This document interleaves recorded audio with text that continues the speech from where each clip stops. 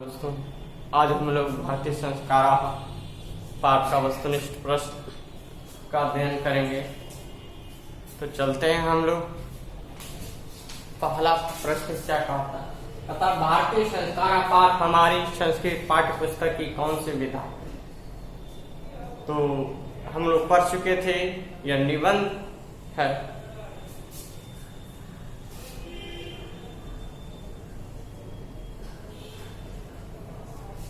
अगला है भारतीय संस्कार पाठ में भारत किसकी रचना करते हैं? किसकी रचना करते हैं? तो भारत व्यक्तित्व की रचना करते हैं।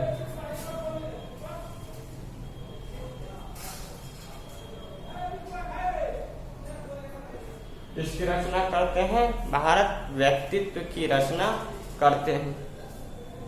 अगला, आज कौन सा शब्द सीमित होकर व्यंग्य रूप में प्रयोग किया जाता है? हम लोग परिचय में पढ़े थे। आज जो है संस्कार शब्द जो है सीमित होकर व्यंग्य रूप में प्रयोग किया जा रहा है। क्या हो जाएगा? संस्कार। संस्कार कौन सा शब्द? संस्कार शब्द। अतः भारतीय संस्कृति के पहचान किससे होती है? जो हमारी जो भारतीय संस्कृति है, इसकी पहचान किससे होती है? तो संस्कार से।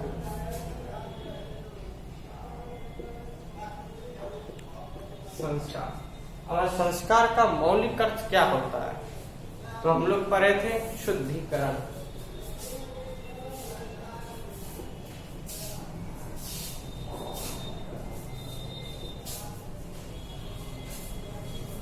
यह संस्कार का मौलिक अर्थ होता है। संस्कार प्रायः कितने होते हैं? मुख्य रूप से संस्कार जो है 5 होता है। कितना? 5।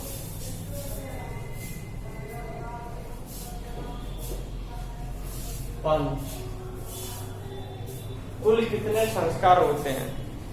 अब देखिए, 5 को डिवाइड किया गया है। जन्म से पूर्व 3, शिक्षा अवस्था में 5, शैशव अवस्था में 6 और गृहस्थ जीवन का एक संस्कार, विवाह और मृत्यु के उपरांत एक संस्कार होता है, वह अंत्येष्टि संस्कार। इस प्रकार से कुल 16 संस्कार होते हैं। 16।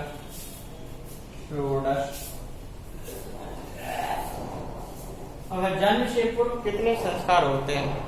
तो हम लोग पढ़े थे जन्म से पूर्व 3।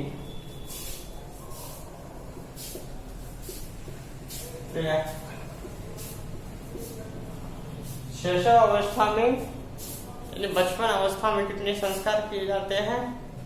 6।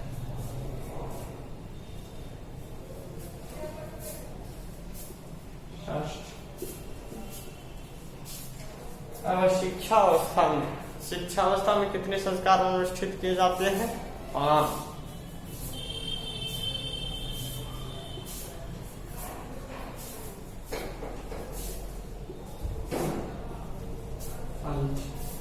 अगर गृह जीवन का एक संस्कार कौन सा है? जो गृह जीवन में एक संस्कार निश्चित किया जाता है, वह संस्कार विवाह संस्कार है। कौन सा है? विवाह संस्कार।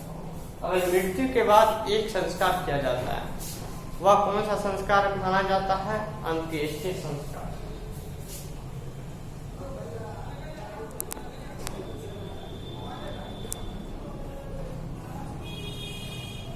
जो है अंत्येष्टि संस्कार मृत्यु के उपरांत किया जाता है।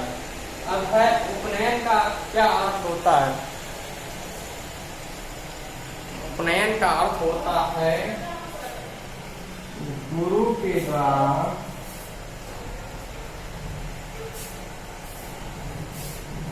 शिष्य को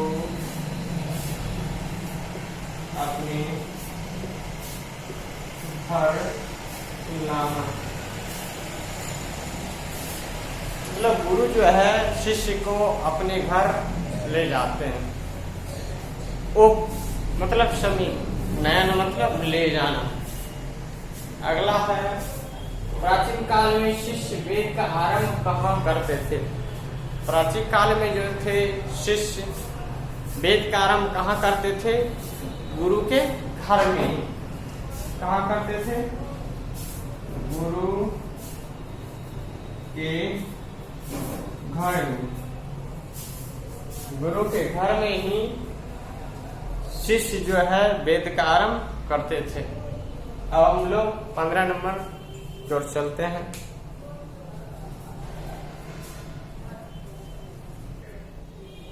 तो चलते हैं हम लोग 15 नंबर की ओर। कहता है प्राचीन काल में शिष्य क्या कहे जाते थे। तो हम लोग पढ़े थे पाठ में कि प्राचीन काल में शिष्य ब्रह्मचारी कहे जाते थे। क्या कहे जाते थे? ब्रह्मचारी।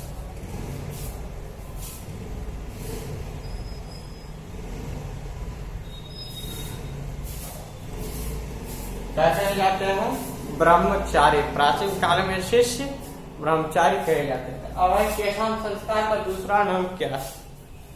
केशांत संस्कार का दूसरा नाम क्या है? गोदान संस्कार।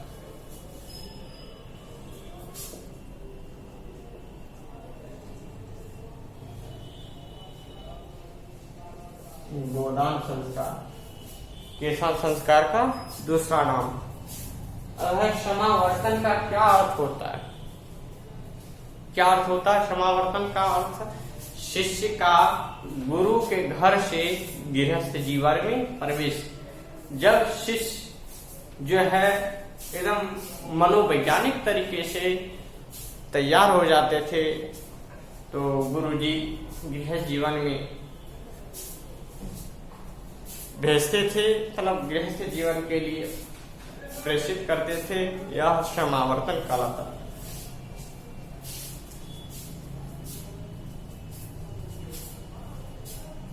शिष्य का गुरु के द्वारा गृहस्थ जीवन में प्रवेश।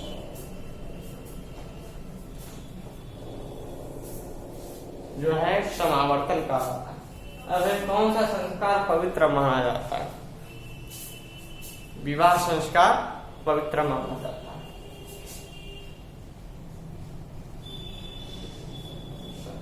विवाह, जो विवाह संस्कार है पवित्र माना जाता है। अब भारतीय जीवन दर्शन का महत्वपूर्ण स्रोत कौन सा है? जो भारतीय जीवन दर्शन का महत्वपूर्ण स्रोत संस्कार माना जाता है। क्या माना जाता है? संस्कार माना जाता है।